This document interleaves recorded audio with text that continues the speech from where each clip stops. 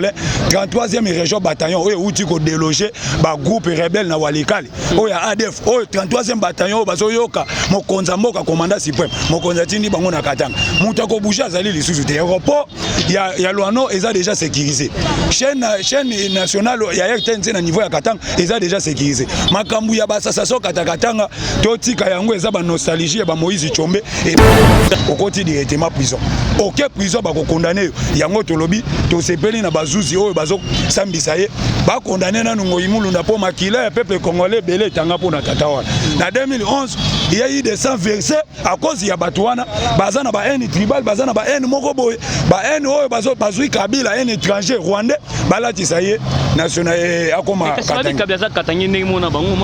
Kabila za Katanga te tata yango biso tolobaka yango toko sala ka pe mission te mbula na mbula kaka Kabila biso déjà tolobaki non c'est pas Escobar kota na Congo ko sala ka mafia aya lokola mbato oyo basala ka ba mafia te ya ba drogue ya banini ya koti na mafia Iranum akoti na mafia ya kosomba ka minduki tina ba Corée du Nord na ba Chine pona ko déstabiliser pays bako repêcher yo soko sala ki musala na yo malamu ya kozonga na seni organiser élection mais ozo pesa tendance politique komi na yo membre ya kamoko politique yango moni batangisa ki makila ya ba congolais basopa ki makila na 2011 il y a eu beaucoup de morts na élection ya Kabila yango esali ki Kabila kota même na rapport mapi pona makila ya ba congomani oyo etangaki ozo mona endeko yango tokoloba makila ya ba congolais sopana ki a 20 bokokota ka boloko bango nyonso moko 33e région bataillon oyo uti ko déloger ba groupe rebelle na Walikale oyo ADF oyo 33e bataillon bazo yoka mokonza mboka commandant suprême mokonza tindi bango na Katanga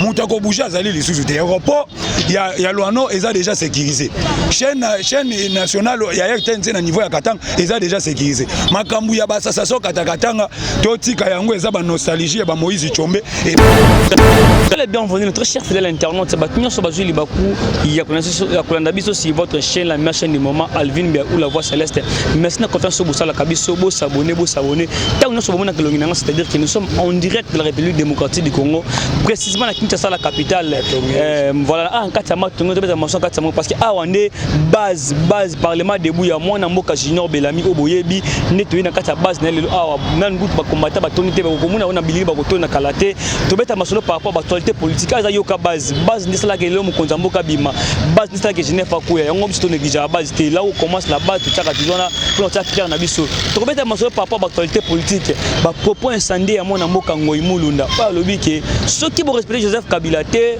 vont respecter Olive te Milena Miel kata Katanga to kolia te alors que Katanga c'est une partie mboka na biso to beta pe masolo par rapport à Union Sacrée au début quand Union Sacrée bandaki la vision des chefs de l'État c'était pour aider le peuple congolais, pour travailler la vision du peuple congolais. Mais aujourd'hui, Union Sacrée, Moutou Moutekoti, comme un dispatching à ma poste, comme un poste, comme un cahier des charges. Qu'est-ce qui se passe réellement dans la Union Sacrée? André Kimboutapé, c'est l'un des personnes qui ont déjà fait beaucoup il y a si longtemps. Aujourd'hui, dans la Afrique du Sud. Est-ce qu'Interpol peut kangaye peut bailler par rapport à propos de Nyonso OSA na Kombo nae?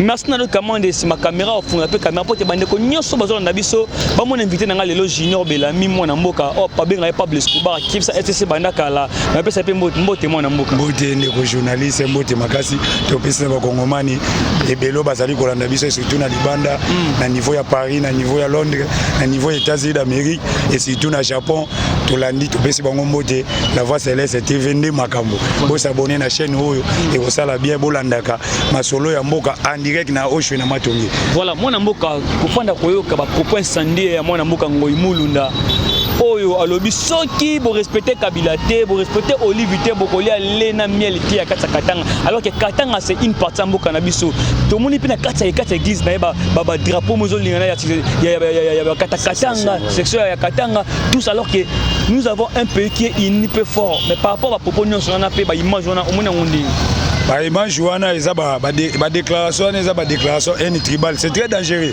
c'est très dangereux ko tenir ba discours ba déclaration ndengwana na kati ya église et surtout na kati ya église yambaka l'église na biso na Congo yambaka tous les tribus tangu yo zo loba ba Katanga mais les Kasanye aussi bazalaki na kati ya Kilichwana donc ba Congo aussi bazalaki na kati ya Kilichwana parce que Katanga eza pays à part du Congo ezali province au sein des grands pays de la République démocratique partir du Congo. Ces gens-là, Nekoana Ngoïmoulunda, Yangon Ebiso Tata journaliste, c'est Etienne Tshisekedi qui a prophétisé. Prophète Etienne Tshisekedi Wamulumba paix à son âme des raisonnements. Après ça, Biso déjà Bambela, et bien Biso parlementaire le combattant, que non, Ngoïmoulunda Lokola a publié Kombo Nangate président. Il y a Eli, en 2011, comme président de la République, il n'est pas collé là quand on a au moni le londe, et l'équipe des années, Tatawana Kota Mabele, mais voilà les locaux séquences. Voilà les locaux séquences, à Meki Kolobaboye directement, justice et Zoaminaye, pour qu'on la kisa non, mon Konzamboka, Azana Lissou partout, Lissou Naye, même à niveau intérieur du pays. Bango Bakanisa qui est le local, Bakimi qui t'a Bakena Katanga, Bako formé bloc Moko pour déstabiliser le pays. Une fois lobby, le lot qui est niveau à prison à Kassapa. Et à Kassapazo Samba, on a la tension, hypertension. Mais hypertension, tant que vous avez tenu vos propos, oh, ils ont un tribal. Peu mon Konzaloba qui a un discours, tant qu'on a des discours, état de la nation. À côté tolérer un tribal, sauf qu'on a un tribal, au côté directement prison. Ok, prison, va condamner. Il y a un autre lobby, tout se pèle dans Bazouzi, oh, Bazo, Sambisaye, va condamner dans Ngoïmoulou, n'a pas maquillé, le peuple congolais, belé, tanga pour Natatawa. En 2011, il y a eu des 100 versets à cause de Batouana, Bazana ba un tribal, Bazana ba un Mokoboy, ba un oh Bazoui Kabila, un étranger rwandais, Balati ça y est, national Akoma. Kabila za Katange te tata yango biso tolobaka yango toko sala ka pe mission te mbula na mbula kaka Kabila. Biso déjà toloba que non c'est Pablo Escobar kota na Congo, ko sala ka mafia, aya lokola mbato ba sala ka ba mafia te ya ba drogue ya ba nini, ya koti na mafia Iranum, akoti na mafia ya kosomba ka minduki tina ba Corée du Nord na ba Chine pour na ko déstabiliser pays. Le loboye mokonza mboka na diplomatie na politique na ye atie bango contre mi yango moni bakomi ko batamaka na sima ya Kabila ye moko Kabila za enfermé na ferme parce que to ko signaler na peuple congolais 33e région bataillon oyo uti ko déloger ba groupe rebelle na Walikale oyo ADF oyo 33e bataillon bazo yoka mokonza mboka commandant suprême mokonza tindi bango na Katanga muta ko bouger azali lisusu te aéroport ya Luano eza déjà sécurisé chaîne nationale ya RTNC na niveau ya Katanga eza déjà sécurisé makambu ya basasation katakatanga totika yango eza ba nostalgie ba Moïse Tchombe eza lisusu biloko ekosala. Mais c'est des gens qui ont toujours ba katakatanga toujours pour chercher toujours à balkaniser les pays, il va comme ça Katanga toujours une nation à part par rapport à tout ça. Est-ce qu'il y a aussi les gens au pour Sagabango to et la bateau ba finir Sagabango pour que baka bolambo kale. Oyebi na kotali sayo tata journaliste ozali tata journaliste wa mayelore osala ka ba réflexion na yo malam. To kotali sa John Numbi tangba longoli na fonction na yo wana. Oya général babatisa balatisa ki bango ya kolatisa ya lokuta tango balongoli John Numbi tu sais John Numbi makambo ya loba alobi moi je ne suis pas le fils d'un agneau ngai boye je ne suis pas le fils d'un agneau naza mwana te ke o ya meme mais ti lelo John Numbi atikala ko beta tata lisasi moko tata bal moko na kata lupango nai yango to koloba service ya renseignement ezali blindé tout eza blindé muta ko bouger azali te oya komeka ndenge kweli Ngoïmoulou tango alobi na kati ya mes directement service à renseignement et liboso église balobi te toti kanano asili sakili ti losambo soka bimi libanda église nde to kokamata nde bakamati yake kosamba soka ezalaki à l'époque na bango batake bongo bakozwa ekinga kati mais biso to lobi akosamba conformément na ba loi mibeko ya mboka akozala condamné. Mais bandeko c'est pas une libération immédiate parce qu'il y a des arrestations des enlèvements. Moutako senga yango Jeannette Kabila. Voilà, omoni soni oyo ba Congolais, ba Congomani tata, wana ezali bosoni. Jeannette Kabila nda ko senga ka libération ya Ngoïmoulou. Na Jeannette Kabila na Ngoïmoulou. Lieni neza na kati. Lieni no eza na kati entre Jeannette Kabila na Ngoïmoulou. Ya zalaki président SN. Omoni eloko oyo yango omoni to ko signer ba Congomani. Ngoi Théodore Ngoïpe a lancé lisusu o ndeko na biso, a lancé lisusu plainte pour na Kalev Mouton. Ces gens-là bazali koto koyo kaza administrateur ya ane. Mais koto azola taka foulard ya FCC casquette politique. Même yo Ngoïmoulou dozalaki ancien président ya SN. Le lobo epé bako repêcher yo soko salaki musala na yo malamu ya ko zonga na SN organiser élection. Mais ozo pesa tendance politique komi na yo membre ya kamoko politique. Yango moni batangisa ki makila ya ba Congolais, ba sopaki makila na 2011, il y a eu beaucoup de morts dans l'élection ya Kabila. Yango esaliki Kabila kota même na rapport mapi. Pona makila ya ba Kongomani o etangaki. ozomona ndeko yango tokoloba makila ba congolais sopanaki à 20 bokokotaka boloko bango nyonso moko soko meki pa okoti boloko oyo ya mekaki ya kanisaki keno akozwa monopole ya malobo ya lobi Kabila koyamba ya lobi a encourager Kabila isolé batikali déjà en isolement papa baza isolé déjà par rapport mapping peut kanisa sur question moyinga na mutu par rapport à mon mboka azera subir to gi pe santé na chose bien te banso zo bageta kufi abeli est-ce que nyonso zo le kana ka mboka na biso est-ce que ba politicien na biso ba komine ko banga par rapport mapping ba komi ko kende exil en téléchargement to eza réalité que bazo bela vraiment ndenga solo ba ko kende soin ndenge bazo lo ba wana ba soin médicaux na Afrique d'ici ba soin médicaux na Afrique d'ici eza ko banga ne rapport mapping we bimia lokola bayoki ma rapport mapping ba liste eza plus de 400 personnes criminelles yango moni bazi panique maintenant boki Afrique d'ici mon continent le 5 février comme président de l'Union africaine président de l'Union africaine yoko kimela yo c'est lui qui va commencer maintenant à sanctionner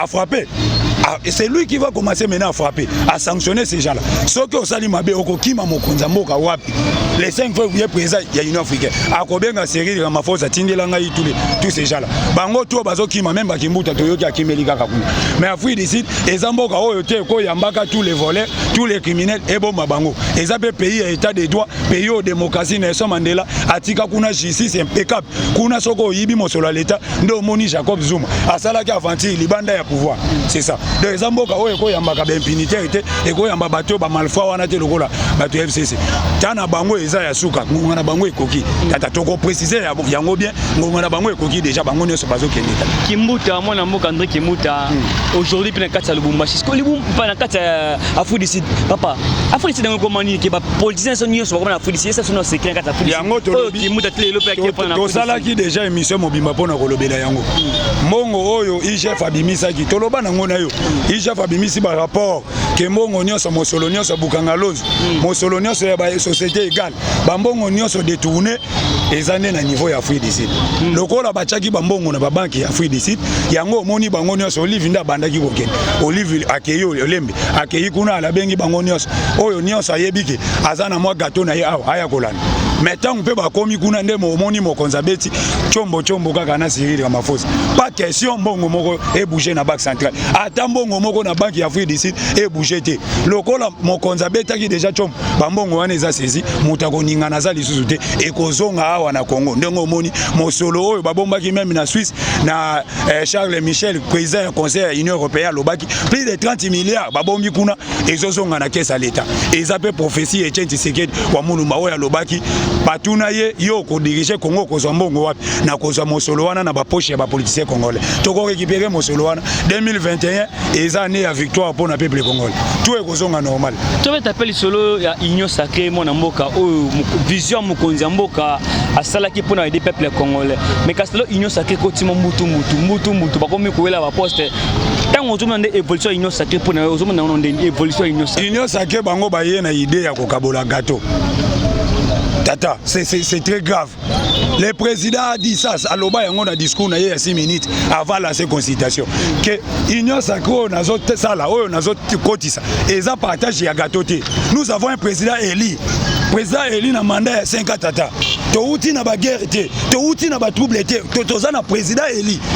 Toza na président élu oyo azana mandat na ye, c'est lui qui va nommer les gens. C'est lui nde akozala na ayenda azana rapport ya kopesa na peuple congolais na 2023. Bino bokoya te union sacrée to ya kokabola ba poste. Oyo azwa premier ministre, oyo azwa président assemblée nationale. Ezali partage ya gâteau te. Bande ko wana obayaki kokutana mokonzi ya mboka ba comprendre yango te union sacrée eza partage ya gâteau te. Baye kokutana libabe Jean-Marc Kabunda vandeli bango wana. Et Jean-Marc Kabunda il a dit la vérité en face, pas la vérité sur le dos de la couille, vérité en face. Non ceux qui boyent na partage à gâteau, ici il y a pas le partage à gâteau. Ah ezali c'est le peuple d'abord. Ceux qui boyent au côté qui disent dans ces pays.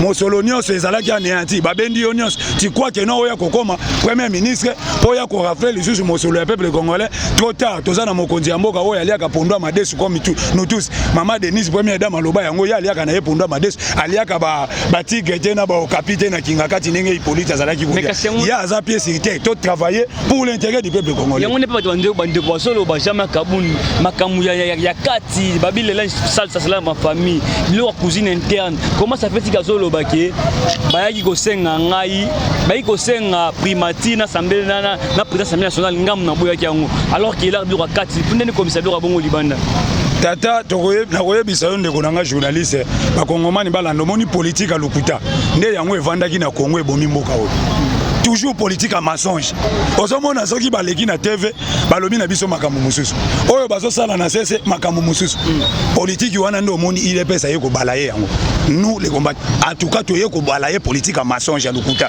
toko préciser yango politique à lokuta c'est fini awa tokomi soko ye na ndenge ya bamilinga milingo ye na mayele mabe to dresser yo to lobi no vérité soko omoni vérité wana vérité ezalaka toujours vérité même blessé yo ça reste la vérité tango Jean-Marc Kabunda lobi bino boza même pas na 100 députés na Moïse Katumbi na Jean-Pierre Bemba soki basangani bakokisa ta 100 députés mais bazolinga tout prix bazwa primatique bazwa assemblée nationale ça c'est moquer des peuples congolais c'est moquer des peuples congolais yango Jean-Marc Kabunda lobi mokonzi mais fait vous na bato oyo baye ko bomande union sacrée telemela bango tina suka soki balingi koya ko soutenir idéologie idée ya union sacrée les peuples d'abord baye to yambi bango iyo baya tokota na politique ya état d'esprit pas question il y a pas détournement pas question il y a kozwana nous kotondi saka balibenga ya ba poche ya ba kongomani yango to lobby Kabunda lobi na bango clair ayambaki pe ba député à FCC Jean-Marc Kabunda il a dit clair le président AI de l'IPS il a dit na ba député à FCC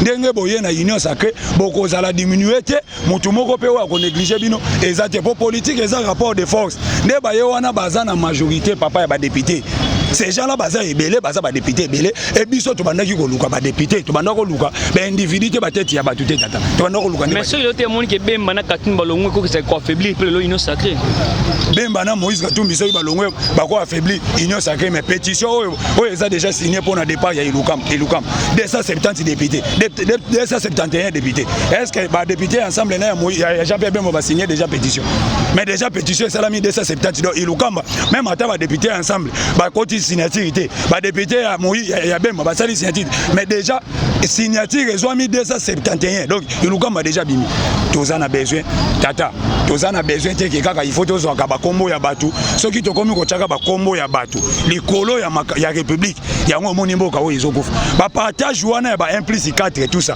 et avant ça pays te ezong ça pays toujours na libulu mokonza mboka aza élu par le peuple na mandat ya 5 ans a ko exercer pouvoir na pendant 5 ans soki 5 ans ekoki nde wana toko kene na élection osali campagne obimi président ndenge Joe Biden tozotala na bilili awa Joe Biden na Donald Trump il faut attendre soki Joe Biden Donald Trump anomaki batu na administration américaine Joe Biden a sepelité ndenge akoti atozomona na bilili bandeko bazali kolanda bi tozolanda awa direct soki ke Joe Biden akoti amoni ke bato Donald Trump atikaki bazali d'accord ta kolongola bango atie batu mususu kaka ndenge moko na awa nous avons un président élu 5 ans soki 5 ans ekoki ndesima nango tokosala toko yungola to yungo totali ate na 5 ans oyo to travailler na nani tokocha nani na place ya oyo ya mwana nde ezosenga ki avancer pays tokendaka na ba partage à gâteau nous sommes fatigués Kabila zui Muzitu na Kizenga premier ministre basale accord palu PPRD Muzitu abandiko tata wana somi mapango kisasa mobile plus de 300 maisons au lieu de traiter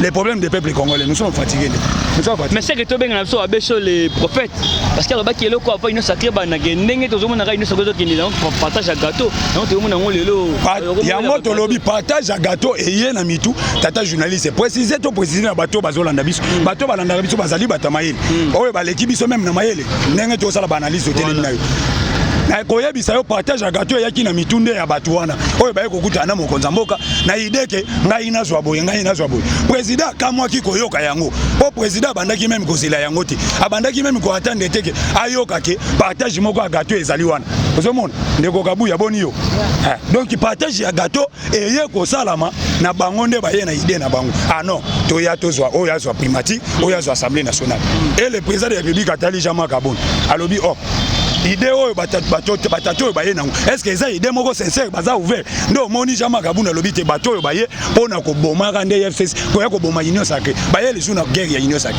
parce que ça partage à gâteau te Hollandi ba député FCC ya o ba uti FCC baye na union sacrée ba lobi ni mokonza mboka lobi président assemblée nationale ko bima na majorité na bino bango pe ba répondre mokonzi iyo toyoki mais yo moko pona vous comprenez to boyi ko imposer yo muto ya ko bima na président assemblée nationale pose à la contradiction na yete yo moko pona sala choix na kati na biso nani oyo kopona comme président ya Assemblée nationale. Donc le chef de l'État, il va nommer le premier ministre, il va nommer le président de l'Assemblée nationale. Na choix na yé, na pouvoir na yé.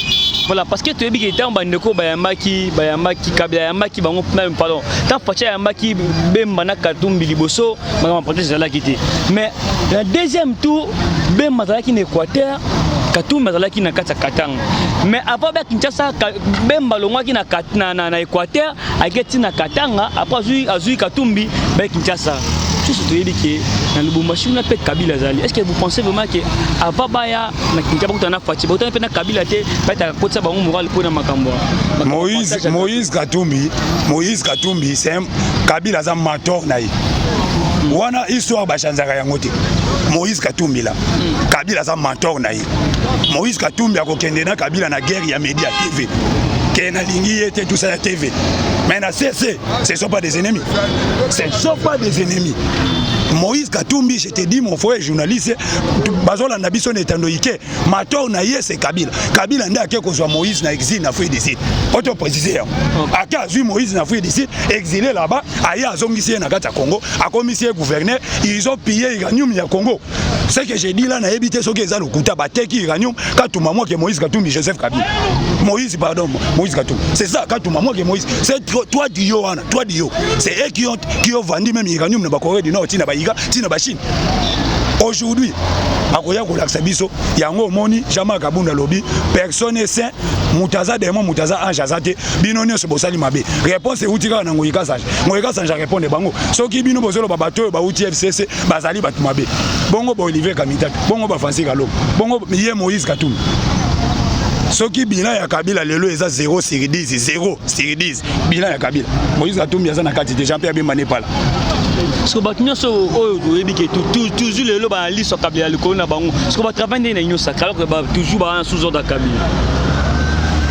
Soki baza sous ordre, omoni bato baza sous ordre de Kabila. Ndo omoni président de Tshisekedi n'a pas besoin de ces gens. Président Tshisekedi n'a pas besoin de ces gens. Tous ces gens au bazar na esprit, au ezo ekarné kaka ya Kabila.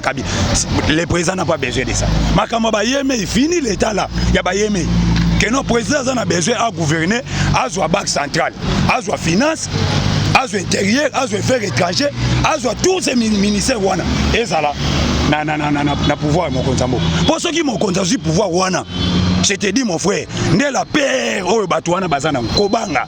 Bobango ezana batouana ezaki bayebi, ceux qui m'ont konzambo banque centrale, à la finance, intérieur, affaires étrangères, défense, c'est fini. Donc, et qu'on a vers 2023, vers 2028, vers. Donc, on a un adversaire qui est dans Zélan Abisso. C'est ça, on précise ça. Président Mbongo Lobi, Mokonzambo Kazoki, autorisation à famille à Kabila pour Abimsedi Kapen, pour prendre mon acquis. Tout ça, est déjà fidèle à Mbongo sitting. Bisso parlementaire debout. Tola la gâté.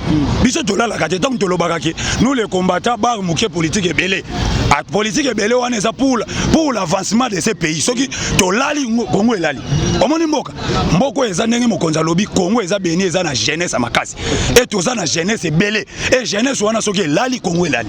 Il y a un moment où Bisso, tout ça dynamique. Tokei, nous, les parlementaires debout. Na collectif, na Bisso. Tina, na kou Edi Kapen, wow. Edi Kapen, ça la sitting. Ça la déclaration répond fidèle à mon. Pour bateau, comme il bundisa gatilom, babundisi gratuité à cinéma, bitumba.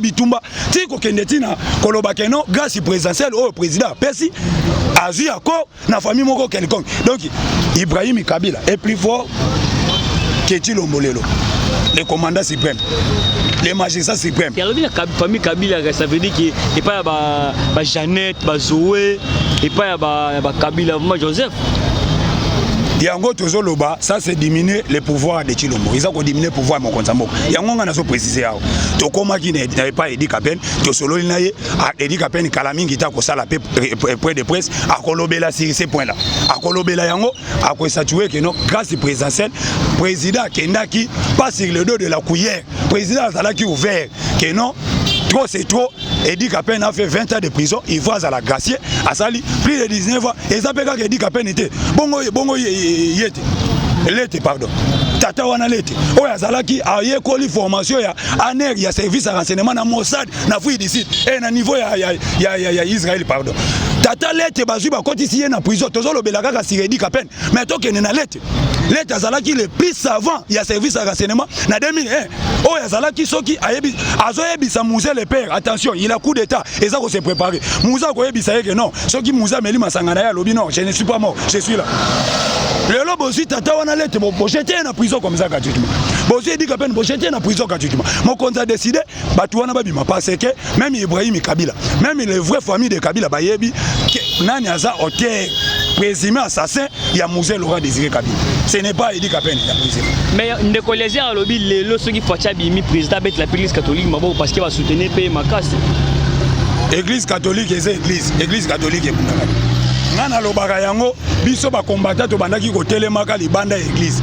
nous les combattants oyo moni wana ke no soki manifestation mama ya église catholique ba mama oyo babenga mama régionnaire bango te bango sala ba marche ezalaki biso to telemi na église to telemi na église to bimi libanda to telemi na église to bimi libanda on a précisé aussi Timangache azalaki catholique te aussi Timangache catholique te azaki jeune oyo ba archiviste ya droit de l'homme ya ba société civile ba loucha tout ça soki ya ba droit de l'homme ba Philippe azalaki catholique mais to bandaki ko ya ko telema parce que to yoka kimbela pe église alobi to c'est to beta ba chefle to beti ba au moni pour l'intérêt du pays pour sauver un pays ezalaka lisu likambu ya tendance te même yende ko les soka zo lobaka ke te to chape to loba Chilombo soka za wana église catholique soki yepe les lobaki ke no ba kongomani to bima libanda les bandaki to bandako bima na nzela ezalaki litu o to zo sala pour libérer le pays tout le monde a qui conscience il faut libérer ce pays ezalaki na église na bato ba betaka bango na bato ba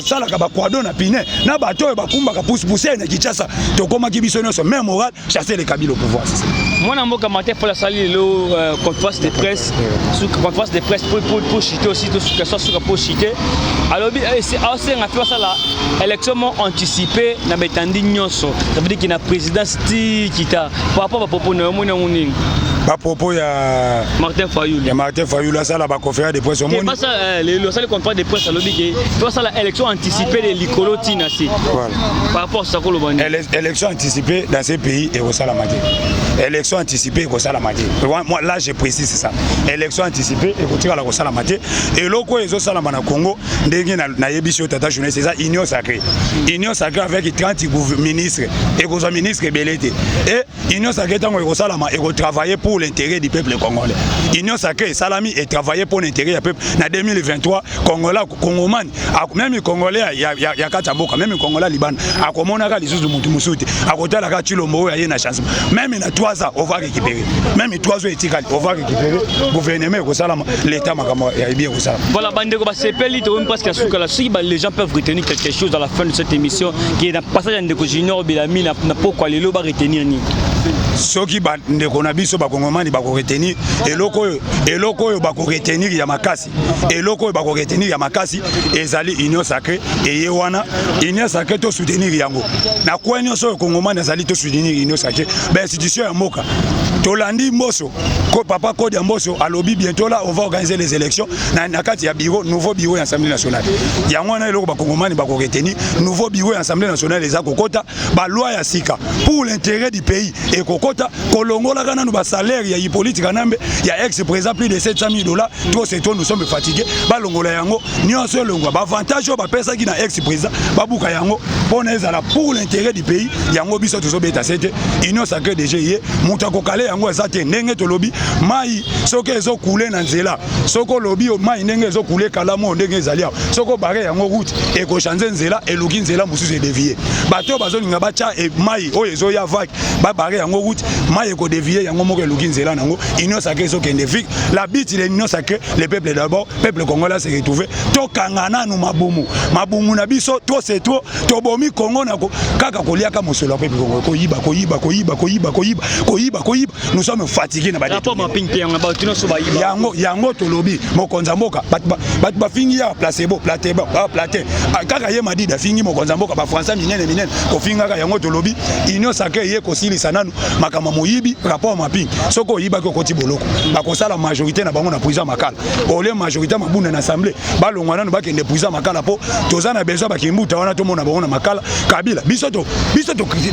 ba combattre to critique ka tribu moko te to finga ka tribu te tozana guerre na tribu te parce que nous sommes des Congolais ozana Congo santé tie Congolais ozana Équateur na Sud Ubangi oza Congolais ozana Kisangani oza Congolais ozana Walikale oza Congolais ozana Maniema Congolais na Katanga na Kasumbalès oza même na Kolwezi Likasi oza Congolais biso tozolo bakeno tout l'impunité bato ba piller mon sur le peuple congolais même na niveau ya Katanga Kabila commis de pire là-bas Muyambo lelo soka aza lelo makolo oyo ba beta banzete tata wana Jean-Claude Muyambo eza Kabila à la reine de Kabila lelo commis solidarité katangese nous sommes fatigués Kabila place na eza boloko akotana na makala akota pe prison voilà so bande ko sepeli na ndeko junior Belami pete na ba soutenir yo zolo ba bien pete ba aider yo ba pesa ba remarque ba benga yo ba féliciter yo ba zon numéro téléphone téléphone ya Junior Belami FCC Keba ezali plus de ça 43 91 02 47 120 plus de ça 43 91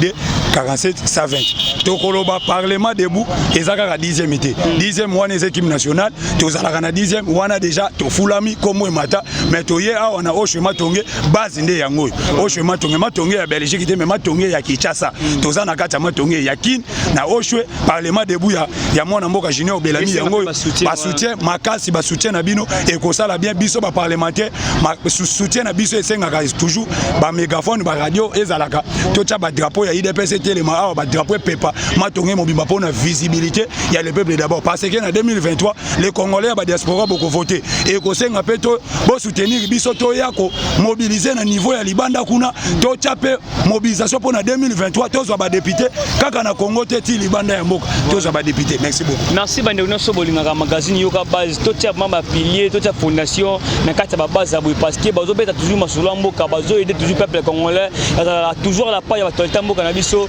bo soutenir magazine yoka base bo soutenir même biso to na ngoli boso. Merci bande nyonso bolanda ki biso sala biso confiance. On se retrouve au prochain numéro. Toujours même plaisir et même ambiance de lobby. Bye bye.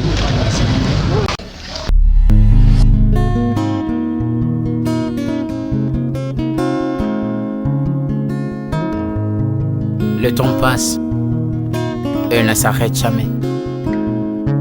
Alors réveille-toi mon ami. Et tout ce qui nous quitte chaque jour, laisse que cela nous serve de leçon. Car à chacun son jour, à chacun son tour. Peut-être demain sera ton tour. Alors réveille-toi et prépare ton âme. Car un jour. Oh, oh, oh, hey. Oh, oh, oh, oh. Hey. Le temps passe, le jour s'envole, s'en va si vite sans laisser de traces. Hey. Comment faire pour l'arrêter, car il nous amène vers le jour de départ. Yeah. Tout s'effort avant nous, n'ont pu l'arrêter. Il s'en va sans arrêt, sans pitié, ni nous laisse le temps de faire nos bagages, que de tout mener. Le temps passe, le jour s'envole, s'en va si vite sans laisser de traces. Comment faire pour l'arrêter, car il nous amène vers le jour de départ. Tous ces forts avant nous n'ont pu l'arrêter. Il s'en va sans arrêt, sans pitié, ni nous laisse le temps de faire nos bagages et de tout amener. Il s'en va seul sans nous. Faut me perdre tout plutôt que de perdre son âme. À quoi bon tout gagner, ben sera que vanité. À quoi bon tout gagner, perdre son âme si l'on est censé de tout laisser. Moninga, verser le sang de l'autre, si demain sera le tour, tu seras seul comme dans un miroir. À quoi bon tout gagner, perdre son âme sur le naissance de tout laisser. Moninga, verser le sang de l'autre, demain sera le tour, tu seras seul comme dans un miroir. Où tu rendras compte devant le Seigneur toute ta vie sur terre. Après avoir tout gagné, l'on s'en va seul, sans rien amener. Moninga, faut mieux perdre tout plutôt que de perdre son âme. À quoi bon tout gagner, demain sera que vanité. Vanité. Faut mieux perdre tout plutôt que de perdre son âme.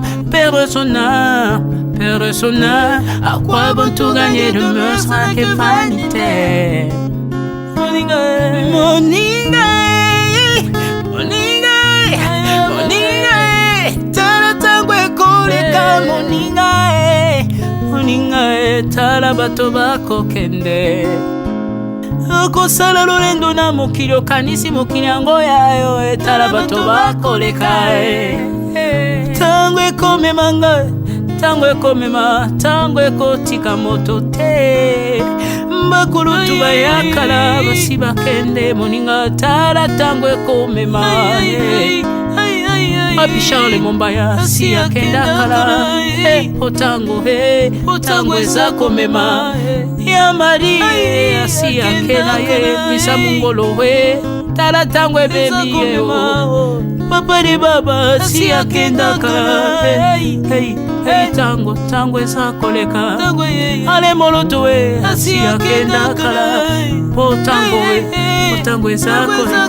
Ata mobutu sesese kokukungwendo wazabanga asi akenda kala. Tango eza koleka. Muse Laurent Désiré Kabila akenda kala. Tango eza koleka. Tango ekotika moto te, tango ebangaka mokolo te. Liwa bangaka mokolo te, abangaka peleki te. Abangaka motambongo te, yokaka pe mobola mawa te. Liwa tango ayaka amemaka moto nyonso moto nyonso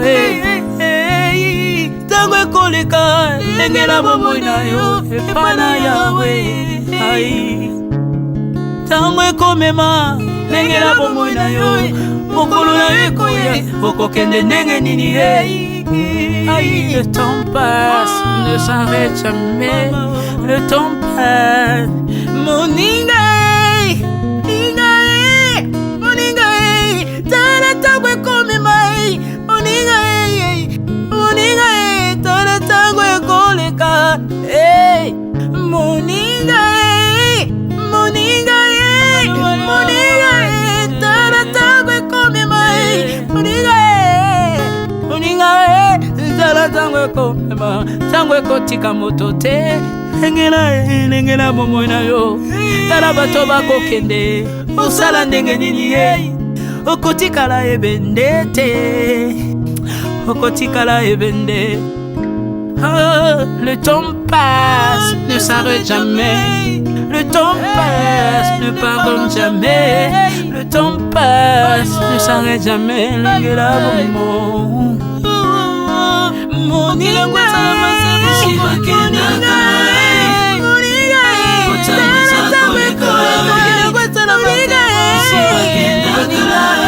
tala tango ekoleka.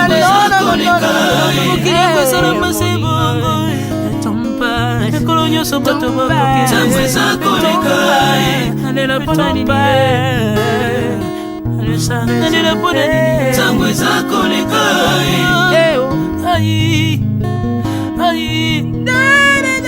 Tango eza koleka.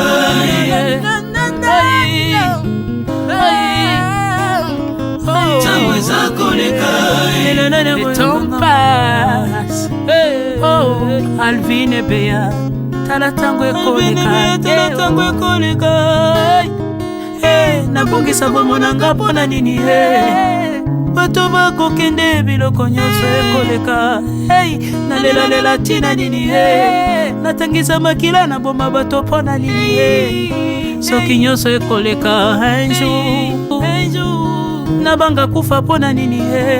Soki naza putulu ya pamba mokolo ezali na koleka. Le temps passe.